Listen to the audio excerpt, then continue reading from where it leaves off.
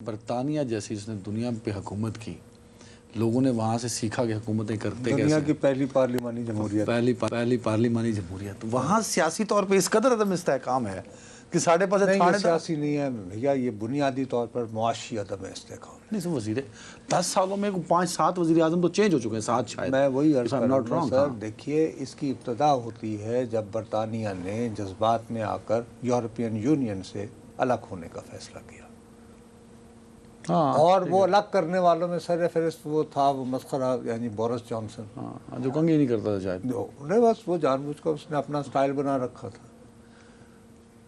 وہ جو long term آپ ایک رشتہ بنا ہوتا ہے، آپ کا خیال یہ تھا کہ آپ چونکہ شروع سے ایک جزیرہ رہے ہیں اور ابھی بھی وہ زمانہ ہے، ہم ایک نئی ایسٹ انڈیا کمپنی بنا لیں گے اور کہیں جا کے انویسٹ کریں گے، یہاں ہے کہ ایسے تو نہیں ہوا نا. اچھا، لنڈن میں آپ نے ٹیکسز بھی اتنے رکھے کہ بھئی وہ تو نہیں بن سکتا نا دبئی کا متبادل، کیوں وہاں پہ کوئی انویسٹ کرے. اچھا، ایک چیز جس پہ سب سے زیادہ برطانیہ جو ہے ہمیشہ فخر کرتا رہا کہ دنیا میں یہ نیشنل ہیلتھ سسٹم کا نظام متعارف کرتا ہے. اب وہاں پہ آپ کو پتہ ہے کہ کتنے دن انتظار کرنا پڑتا ہے.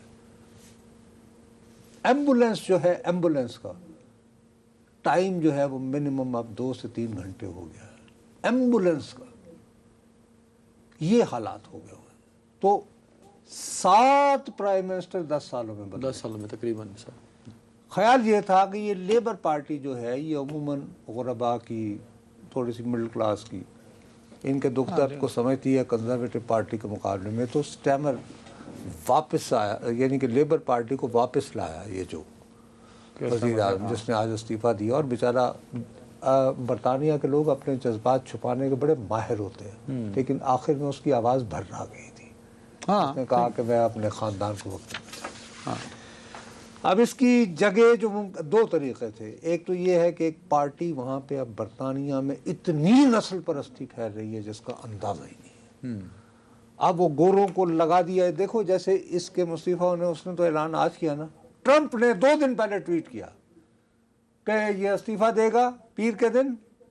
وہ تم جو وہاں بیٹھے وہ کہتے کہ اس کی ناکامی کی وجہ 2 ہے.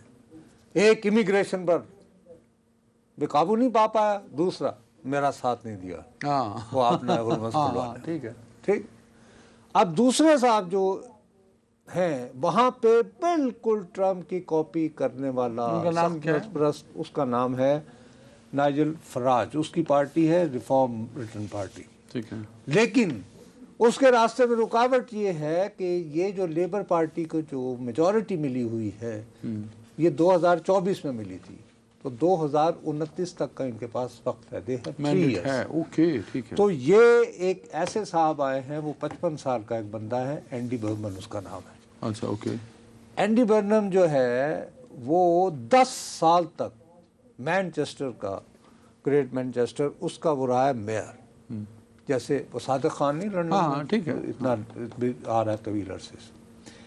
یہ جو ہے یہ اپنے آپ کو کہتا ہے کہ بھی میں تو سوشلسٹ ہوں. میں تو اس بات پہ بلیو کرتا ہوں کہ روٹی، کپڑا اور مکان، یہ تینوں یعنی آسان زبان میں ہمارے، یہ فراہم کرنا حکومت کی ذمہ داری ہے، یہ سرکار کی ذمہ داری ہونی چاہیے. اور اگر اس میں کوئی رکاوٹ ڈالے تو آپ وہ اس کو قومی حال ہیں چیزوں کو، یا اس میں حکومت خود انویسٹ کرے. ٹھیک ہے.